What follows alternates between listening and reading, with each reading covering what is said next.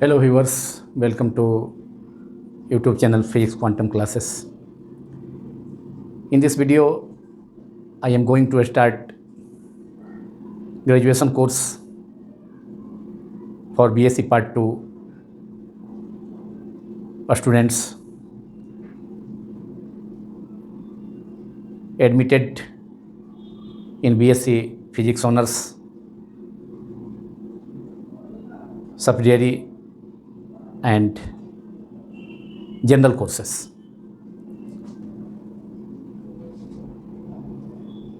In lecture 1, I am going to start geometrical optics, which is one of the branch of optics. The topics to be discussed in this lecture are introduction of geometrical optics, followed by Fermat's principle. Before discussing geometrical optics, first of all define optics. Optics is that branch of physics in which we study light or property of light. Optics physics का वह branch है जिसमें हम light प्रकाश का या प्रकाश के गुणों का प्रॉपर्टी ऑफ लाइट का स्टडी करते हैं.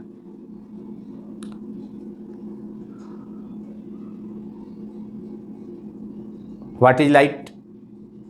The question arises, what is light? प्रकाश क्या है? Light is a form of energy. The answer is light is a form of energy which causes sensation of vision. That is, with help of light, in presence of light, we can see, we can view objects clearly. प्रकाश ऊर्जा का एक रूप है. Light is a form of energy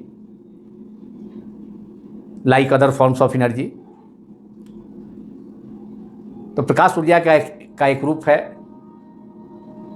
जिसकी सहायता से हम वस्तुओं को ठीक ढंग से देख पाते हैं.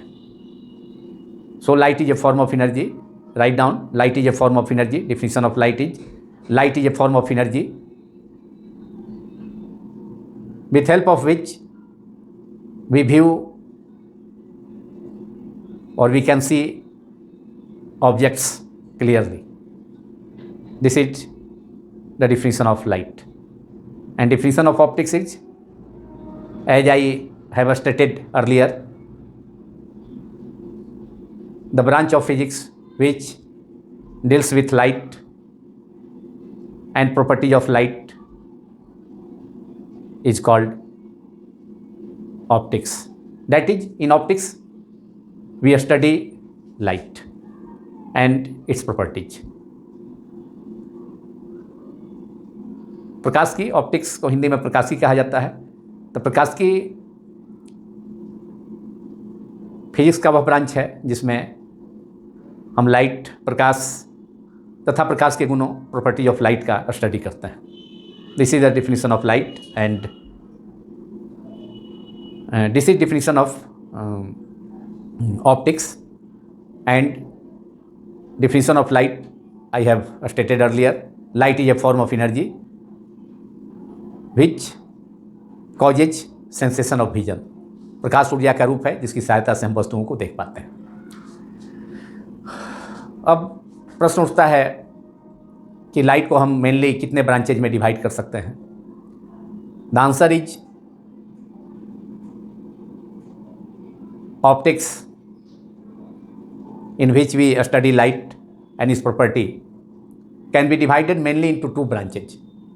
मतलब ऑप्टिक्स को, प्रकाशिकी को हम दो भागों में बांट सकते हैं. दो भागों में मुख्यतः बांटा जा सकता है प्रकाशिकी को. फर्स्ट पार्ट है जिसका स्टडी अब हम जो ज्योमेट्रिकल ऑप्टिक्स ही अभी कुछ लेक्चर्स में हम स्टडी करेंगे, जो कि ऑप्टिक्स का फर्स्ट पार्ट है. और उसके बाद ऑप्टिक्स का सेकेंड पार्ट फिजिकल ऑप्टिक्स का स्टडी करेंगे लेटर ऑन, लेकिन अभी हम लोग रिस्ट्रिक्टेड रहेंगे केवल ज्योमेट्रिकल ऑप्टिक्स तक। ज्योमेट्रिकल ऑप्टिक्स, ज्यामितीय प्रकाशिकी, ज्योमेट्री के हेल्प से, डायग्राम के हेल्प से ऑप्टिक्स का स्टडी, ऑप्टिक्स के डिफरेंट फेनोमेना का स्टडी, रिफ्लेक्शन, रिफ्रैक्शन, इन सभी का study, image formation by lenses, mirrors और system of lenses etc can be achieved, can be done in geometrical optics by using diagrams, geometrical diagrams, that is ray diagrams. So it is named as geometrical optics, which is first branch of optics. So optics can be mainly divided into two classes, two parts. First is geometrical optics and second is physical optics. अभी लेकिन इस lecture में और इसके बाद भी आने वाले कुछ लेक्चर्स में हम ज्योमेट्रिकल ऑप्टिक्स तक ही रिस्ट्रिक्टेड रहेंगे और उसके बाद फिजिकल ऑप्टिक्स का स्टडी करेंगे, क्योंकि पूरे ग्रेजुएशन के सिलेबस में पार्ट 2 बीएससी पार्ट 2 फिजिक्स के सिलेबस में ये दोनों ऑप्टिक्स, ज्योमेट्रिकल ऑप्टिक्स तथा second type of optics physical optics के बारे में डिटेल में स्टडी करना है। इससे प्रश्न पूछे जाते हैं। ज्योमेट्रिकल ऑप्टिक्स से भी एटलीस्ट टू क्वेश्चंस पूछे जाते हैं, एटलीस्ट 2 क्वेश्चंस का आंसर देना होता है। मोर देन 2 क्वेश्चन पूछे जा सकते हैं, नहीं 2 क्वेश्चंस का आंसर देना होता है। और उसी ढंग से फिजिकल ऑप्टिक्स में इससे भी ज़्यादा, उसमें 4 क्वेश्चंस तक का आंसर, 3 to 4 क्वेश्चंस का आंसर देना हो सकता है। तो कुल मिलाकर के 5 to 6 क्वेश्चंस एक पेपर में सेट किए जाते हैं यूनिवर्सिटी एग्जामिनेशंस में, different university examinations all over in India, different universities में। तो फर्स्ट पार्ट जो ऑप्टिक्स का है वह ज्योमेट्रिकल ऑप्टिक्स है और सेकेंड पार्ट है फिजिकल ऑप्टिक्स। और ज्योमेट्रिकल ऑप्टिक्स को हमने डिफाइन किया अभी, और फिर से मैं रिपीट करता हूँ ज्योमेट्रिकल ऑप्टिक्स को, क्योंकि अभी हम लोग कुछ लेक्चर तक ज्योमेट्रिकल ऑप्टिक्स तक ही रिस्ट्रिक्टेड रहेंगे, और जब फिजिकल ऑप्टिक्स स्टार्ट करेंगे तो उसके बारे में भी उसका इंट्रोडक्शन फिजिकल ऑप्टिक्स का डिस्कस करेंगे। लेकिन यहाँ इंट्रोडक्शन रिस्ट्रिक्टेड है, सीमित है ज्योमेट्रिकल ऑप्टिक्स तक, जिसमें कि मैंने बताया कि द ब्रांच ऑफ ऑप्टिक्स, और ये which is based on the geometrical optics is mainly based on rectilinear propagation of light, कि लाइट स्ट्रेट लाइन में ट्रेवल करता है, स्ट्रेट पाथ को ट्रेवल करते को फॉलो करता है। तो इस प्रिंसिपल पर बेस्ड है कि लाइट स्ट्रेट पाथ को या स्ट्रेट लाइन पाथ को सीधी रेखा में, प्रकाश किरण सीधी रेखा में गमन करती है। इस प्रिंसिपल पर बेस्ड है geometrical optics, that is rectilinear propagation of light. So write down geometrical optics is the branch of optics which is based on mainly on the rectilinear propagation of light and is most convenient to explain image formations by lenses and mirrors and their combinations in the form of geometrical constructions, geometrical diagrams, ray diagrams, and hence that is geometrical by geometrical diagrams, geometrical ray diagrams, and hence it is named as geometrical optics. क्योंकि इसमें हम lenses के द्वारा या mirrors के द्वारा या system of lenses के द्वारा जो इमेज फॉर्मेशंस है, इमेज फॉर्मेशंस है, तो उसको हम डायग्राम के द्वारा, उसको रे डायग्राम के हेल्प से रिप्रेजेंट करते हैं या स्टडी करते हैं या उसका एक्सप्लेनेशन करते हैं, और इसीलिए इसका नाम है, क्योंकि geometrical constructions, these ray diagrams are, those ray diagrams are geometrical constructions. So it is named as geometrical optics, क्योंकि ज्यामितीय कंस्ट्रक्शन के द्वारा इमेज फॉर्मेशंस ऑब्जेक्ट का बाय रिफ्लेक्शन और रिफ्रैक्शन थ्रो मिरर्स और लेंसेस और द कम्बिनेशन ऑफ लेंसेस, तो उसको हम रे डायग्राम की हेल्प से ज्योमेट्रिकली उसको स्केच करके स्टडी करते हैं। इसलिए इस ब्रांच ऑफ फिजिक्स में, इसलिए इस ब्रांच ऑफ फिजिक्स का नाम, so this branch of physics is named as geometrical optics, ज्यामितीय प्रकाश की। और ये मेनली बेस्ड किस पर है, किस प्रिंसिपल पर? लाइट के linear rectilinear propagation of light, प्रकाश का सरल रेखीय संचरण पर यह आधारित है।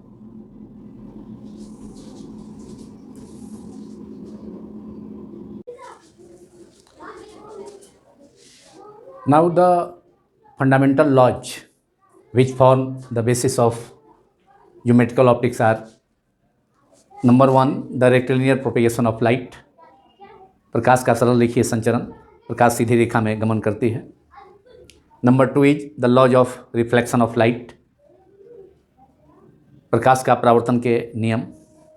And number 3 the laws of refraction of light, प्रकाश का अपवर्तन के नियम। तो ये थ्री बेसिक या फंडामेंटल लॉज है जो ज्योमेट्रिकल ऑप्टिक्स का, ज्यामितीय प्रकाशिकी का आधार है, बेसिस है।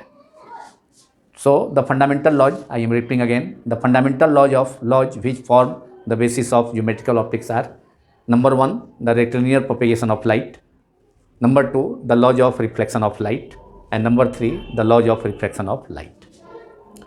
ये तीन फंडामेंटल और बेसिक लॉज हैं जो कि ज्योमेट्रिकल ऑप्टिक्स का आधार है, बेसिस है। और एक सिंगल जनरल प्रिंसिपल है जिसको कहा जाता है फर्मर्स प्रिंसिपल, जो इन तीनों लॉज को कवर करता है। And that single principle is called Fermat's principal.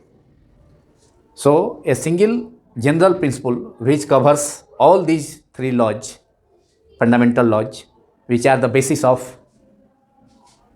geometrical optics. So that single general principle which covers all these laws is known as Fermat's principle. एक सिंगल लॉ फर्मट प्रिंसिपल जिसे फर्मट ने दिया 1658 में।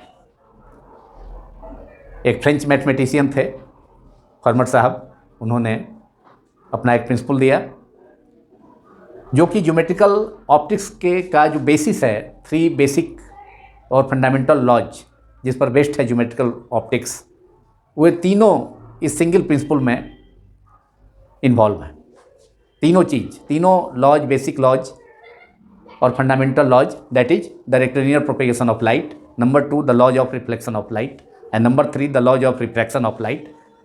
All these three basic laws are involved in a single general principle which is called Fermat's principle. That is Fermat principle, that is a single principle which, single general principle which covers all these three fundamental laws which are the basis of geometrical optics. Now we have to discuss Fermat's principle. Fermat's principle पर different universities में, university examinations में कई type के questions पूछे जाते हैं, जिसमें सबसे पहला जो क्वेश्चन है उसको मैं आज डिस्कस करने जा रहा हूँ, वह है state and explain फर्मट्स principal.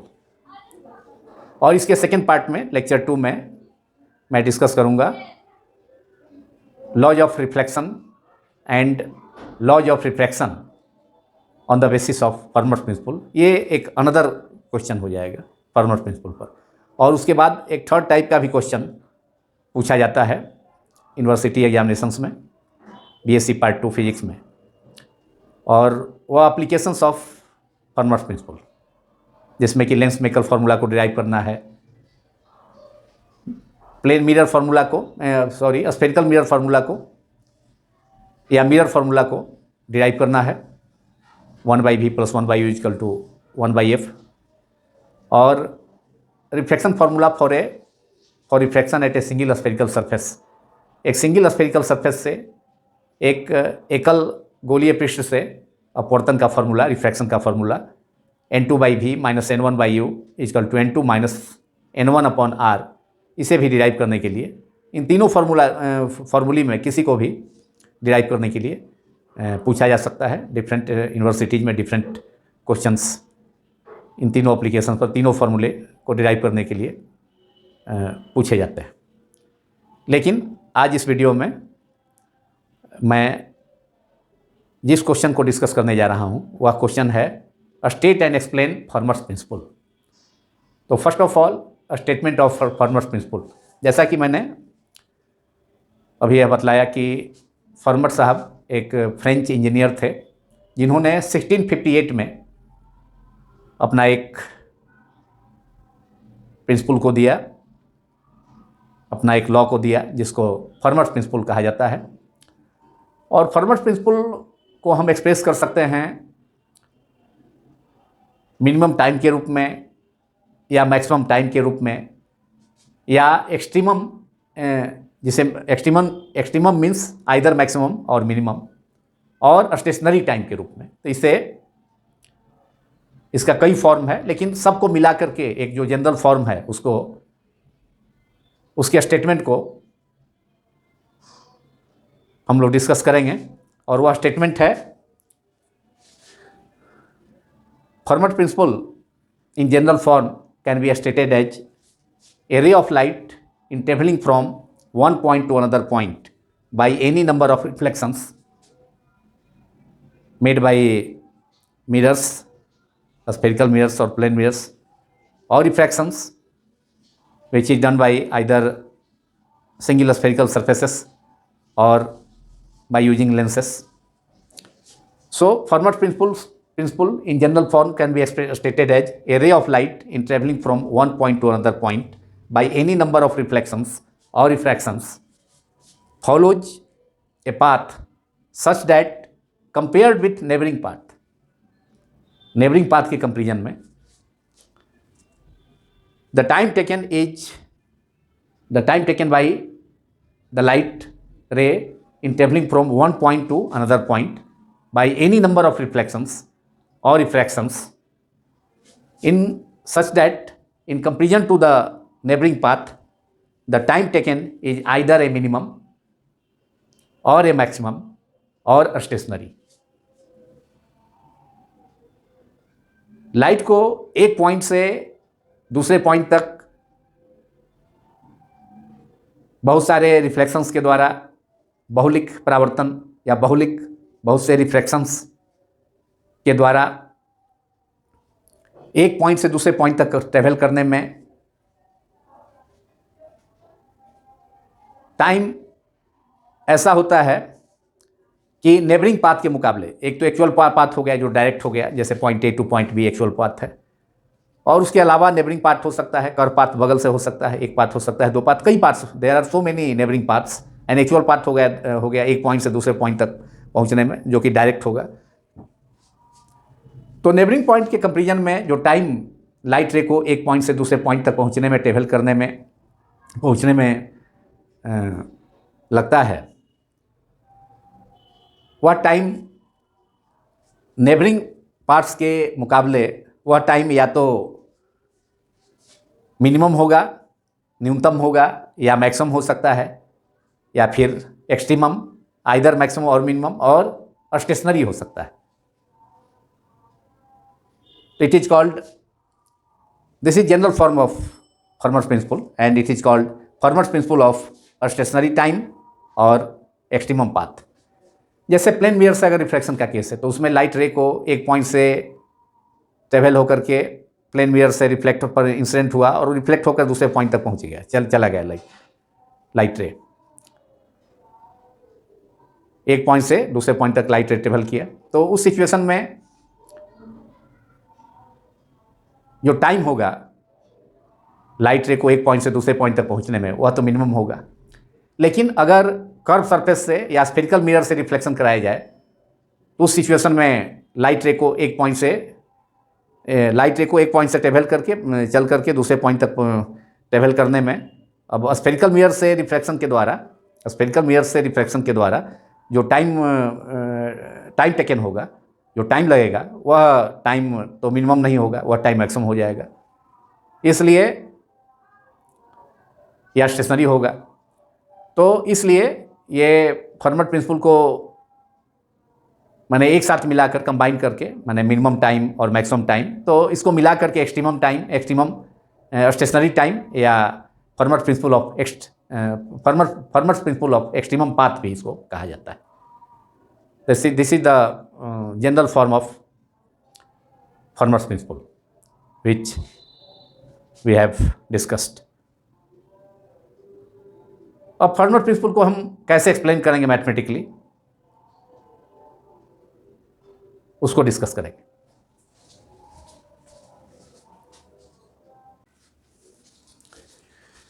Now explanation of Fermat principle. For the explanation of Fermat principle, suppose two end points of a path, two extremes or two end points A and B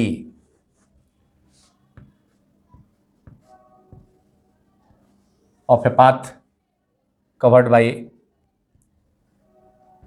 a light ray from one point A to another point B, and it is actual path. It is actual path, and suppose its neighboring path is ACB. ACB is the neighboring path. Direct path जो actual path है, इसके अलावा जो neighbouring path है, light रे को एक point A से बी तक ट्रेवल करने के लिए, मूव करने के लिए, वह पाथ नेबरिंग पाथ ACB है। Neighbouring path ACB is the neighbouring path.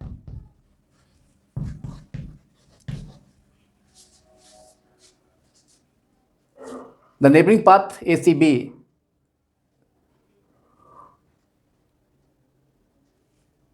and actual path AB,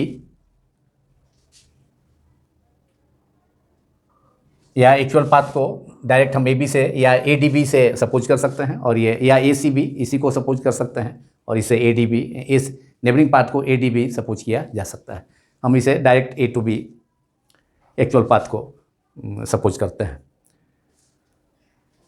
अब time difference delta T, time का डिफरेंस, टाइम ऑफ ट्रांजिट का दोनों पाथ के long, A to B actual path के long और फिर neighbouring path के long, time of transit difference delta T of time of transit along the actual path and neighboring path is infinitely small, very small, that is infinitesimal. That is difference delta t, that is time interval or time of transit along the actual path and neighboring path is very small, that is infinitely small. Therefore, delta t, that is difference in time, which is very small, so along the actual path delta t vanishes. तो delta T vanishes हो जाएगा, तो इसका मतलब from the condition of maxima और minima, time taken by the light ray to reach from one point to another point by any number of reflections or refractions compared to the neighboring part, the time taken by the light ray to reach one point to another point is either minimum or maximum और extremum. इस प्रकार से Fermat principle of extremum time explain हो गया, proved हो गया। So we can write Fermat principle of extremum time as between point A to point B along the actual path. We can write Fermat's principle. Fermat's principal of extremum time means either minimum time और maximum time. जैसे plane mirror से reflection का case है तो उसमें time minimum होगा। Light रे को एक पॉइंट से ट्रेवल होकर एक पॉइंट से दूसरे पॉइंट तक ट्रेवल करने में, और वही रिफ्लेक्शन अगर स्फेरिकल मिरर से होगा तो उसमें टाइम अधिक लगेगा प्लेन मिरर के कंपेरिजन में, तो वह टाइम मैक्सिमम होगा। इसलिए दोनों को कंबाइन करके या तो time taken by the light in travelling from one point to another point by any number of reflections और रिफ्रैक्शंस compared to the neighboring part, the time taken will be either minimum और maximum और extremum, दोनों combinedly extremum कहा जाता है। या तो maximum हो चाहे मिनिमम हो, या टाइम जो है स्टेशनरी भी इसको कहा जा सकता है, एक्सट्रीमम और stationary. So Fermat principle of extremum time between 2 points A and B, between 2 points A, first point is A, another point is B, A and B can be mathematically written as integral A to B, time extremum होगा either maximum और minimum, तो time equal to distance upon velocity, तो this is dx dt, टाइम dt इज ds upon velocity v, where v is the speed of light in a medium and ds is a small element, a small length of total path between points A and B, which is AB। यहाँ जो time of transit था, difference in time interval that is of, या difference in time of transit between along actual path and neighbouring path, तो काफ़ी small था। Total जो path का displacement है उसके कंपेयर में वह टाइम का जो ट्रांजिट था, difference in time of transit along actual path and neighbouring path, वह काफ़ी स्मॉल था। इसलिए एक्चुअल पाथ के एलोंग जो टाइम ऑफ डेल्टा टी जो टाइम इंटरवल है, तो वह वैनिश हो जाएगा। और इसलिए तब according to the condition of maxima और minima, time taken by the light to travel from one point to another point will be either maximum और मिनिमम, दैट इज एक्सट्रीमम और स्टेशनरी और constant. So Fermat principle of extremum path between 2 points A and B can be written as A to B, or time is equal to distance upon velocity, speed, and ds is a small distance between a small distance of the total path AB, and v is the speed of light in a medium. So A to B, integral A to B ds upon B, v is equal to extremum means either maximum or minimum, maximum होगा minimum होगा तो इसको हम extremum लिखते हैं, या constant लिख सकते हैं, एक्सट्रीमम और constant. Extremum means either maximum और minimum. Now v equal to, चूँकि since refractive index mu equal to c upon v, therefore v equal to mu, we know refractive index of the medium mu is equal to c, a speed of light in vacuum, the ratio of a speed of light in vacuum to the speed of light in medium, therefore v is equal to c upon mu, a speed of light by refractive index mu. So v is equal to c by mu, replacing here v is equal to c by mu, we have or A to B, that is Fermat principle of extremum time, maximum or minimum time, or constant time or constant, can be expressed by this form. This integral A to B ds upon b, time is equal to distance upon velocity, so is equal to extremum or constant, that is A to B ds upon v is equal to c upon mu, और mu ऊपर चला जाएगा, is equal to extremum और constant, is equal to extremum और constant, इसको लिखा जा सकता है एक्सट्रीमम और constant.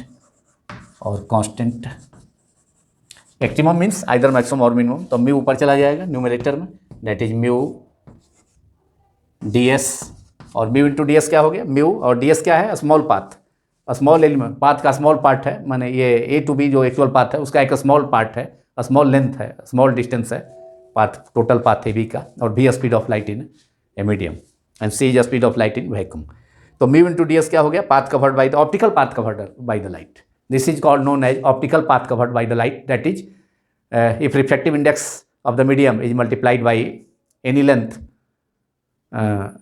any distance of that part, of that total path, it is called optical path. If light covers a small path ds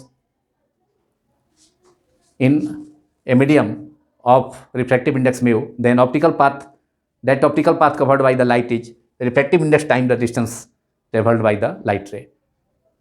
medium का refractive index और जितना लाइट डिस्टेंस कवर किया उसका प्रोडक्ट क्या कहलाता है, ऑप्टिकल पाथ कहलाता है।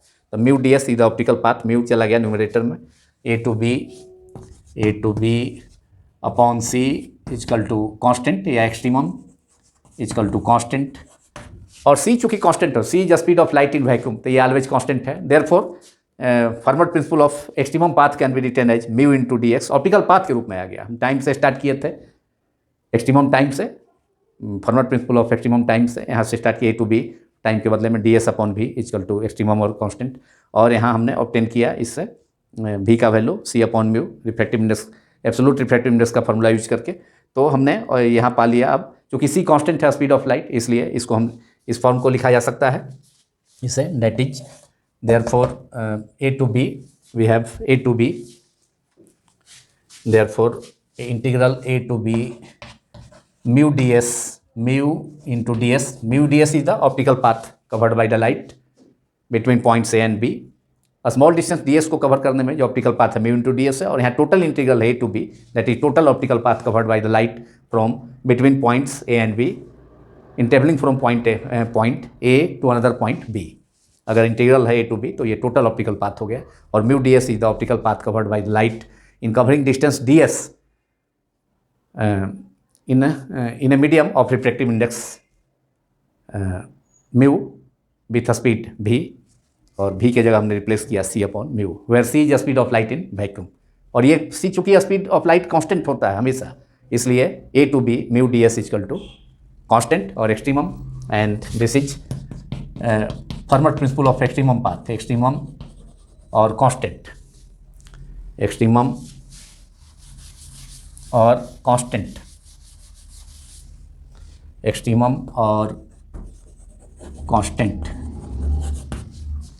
ए to B mu d s is extremum और constant, and this is called, this is Fermat principle of, this is equation number 1 and this is equation number 2, which is Fermat's principle of extremum path in mathematical form, and equation 1 was Fermat's principle of extremum time, that is maximum or minimum or constant time in mathematical form, a to b ds by v is equal to extremum, maximum or minimum or constant, it is Fermat's principle of extremum time in mathematical form, and we obtain in equation 2 Fermat's principle of extremum path in mathematical form।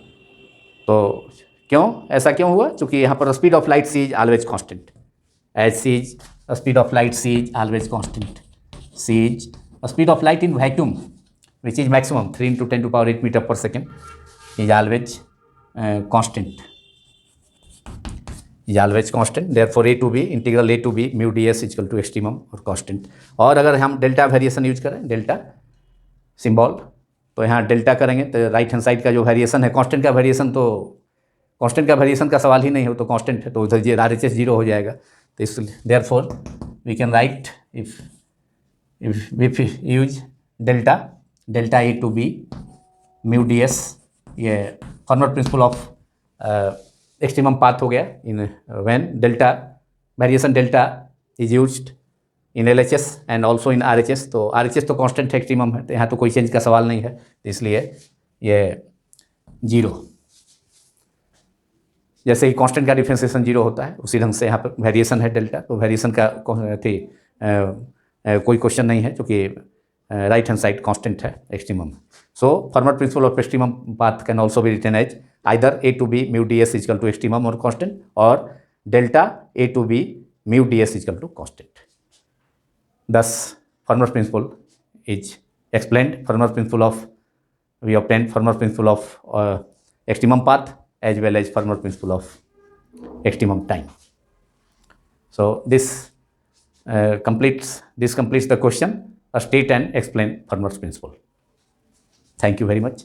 अगर ये video आपको पसंद आया हो, जो BSc part 2 physics का जो honours courses, subsidiary courses और जनरल कोर्सेस के लिए है, फर्स्ट लेक्चर बीएससी पार्ट 2 के स्टूडेंट्स के हित को देखते हुए उनके लिए उपयोगी साबित हो सकता है, तो इस वीडियो को आप ज़रूर लाइक करें, दूसरों से शेयर करें और सब्सक्राइब करना भी ना भूलें, क्योंकि यह बीएससी पार्ट 2 फिजिक्स के लिए पहला वीडियो है, इसलिए इसमें बीएससी के नए सब्सक्राइबर भी जुड़ेंगे, तो वो सभी नए व्यूअर्स भी जुड़ेंगे, नए स्टूडेंट्स भी जुड़ेंगे, तो वे सभी इसे सब्सक्राइब करना ना भूलें, इसलिए कि जो आगे आने वाले वीडियोज़ हैं और भी लेक्चर्स हैं वो आपके पास जैसे ही यूट्यूब में भेजा जाए आपके पास पहुंच जाए इन्फॉर्मेशन उसका. और अगले टॉपिक में भी मैं डिस्कस करूंगा फॉर्मेट प्रिंसिपल से रिलेटेड अनदर जो यूनिवर्सिटीज क्वेश्चंस होता है, डिफरेंट यूनिवर्सिटीज में पूछे जाते हैं, वो भी काफ़ी इंपॉर्टेंट क्वेश्चन है. एक्सप्लेन लॉज ऑफ रिफ्लेक्शन और and refraction, laws of reflections and laws of refraction using Fermat's principle. Thank you very much.